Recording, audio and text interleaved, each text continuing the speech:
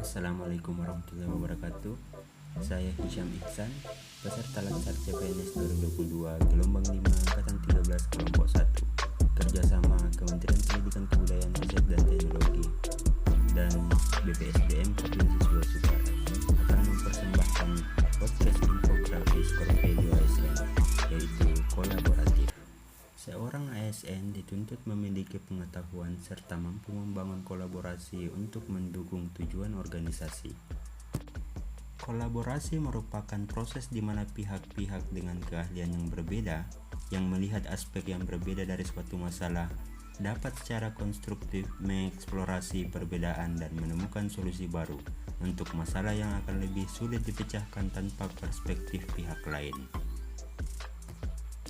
Kolaborasi pemerintahan merupakan sebuah pengaturan pemerintahan di mana satu atau lebih lembaga publik secara langsung melibatkan pemangku kepentingan non-negara dalam proses pengambilan keputusan kolektif yang formal, berorientasi konsensus, dan deliberatif yang bertujuan untuk membuat atau menerapkan kebijakan publik atau mengelola program atau aset-aset publik. WOG atau Whole of Government adalah sebuah pendekatan penyelenggaraan pemerintahan yang menyatukan upaya-upaya kolaboratif pemerintahan dari keseluruhan sektor dalam ruang lingkup koordinasi yang lebih luas guna mencapai tujuan bersama dalam bidang pembangunan kebijakan, manajemen program, dan pelayanan publik. Indikator organisasi yang memiliki collaborative culture adalah sebagai berikut. Yang pertama, organisasi menganggap perubahan sebagai sesuatu yang alami dan perlu terjadi. Yang kedua, organisasi menganggap individu atau staf sebagai aset berharga dan membutuhkan upaya yang diperlukan untuk terus menghormati pekerjaan mereka. Yang ketiga, organisasi memberikan perhatian yang adil bagi staf yang mau mencoba dan mengambil risiko yang wajar dalam menyelesaikan tugas mereka, bahkan ketika terjadi kesalahan. Keempat, pendapat yang berbeda didorong dan didukung.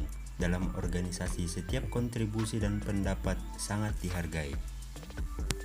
Yang kelima, masalah dalam organisasi dibahas transparan untuk menghindari konflik-konflik yang terjadi.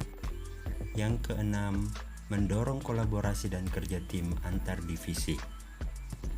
Terakhir, secara keseluruhan, setiap divisi memiliki kesadaran terhadap kualitas layanan yang diberikan. Terdapat beberapa proses yang harus dilalui dalam menjalin kolaborasi. Antara lain yang pertama adalah trust building atau membangun kepercayaan dengan stakeholder serta mitra kolaborasi. Kedua, face-to-face dialogue, melakukan negosiasi dengan baik dan bersungguh-sungguh. Ketiga, komitmen pada proses, yaitu pengakuan saling ketergantungan, sharing ownership dalam proses, serta keterbukaan terkait keuntungan bersama.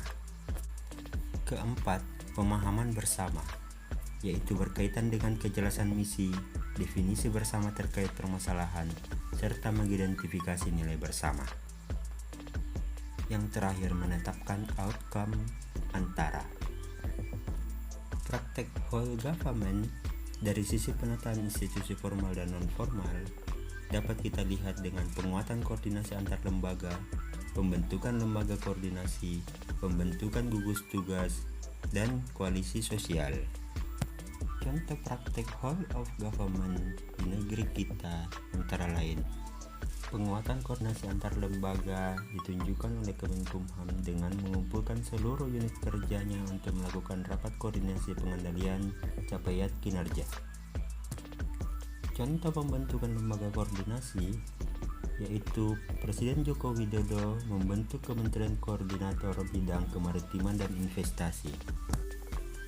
Contoh pembentukan gugus tugas yaitu Gugus Tugas Percepatan Penanganan Coronavirus Disease 2019 atau COVID-19. Contoh koalisi sosial yaitu Koalisi Anti Trafficking yang dimana diantaranya terdapat beberapa kementerian dan lembaga-lembaga negara lainnya.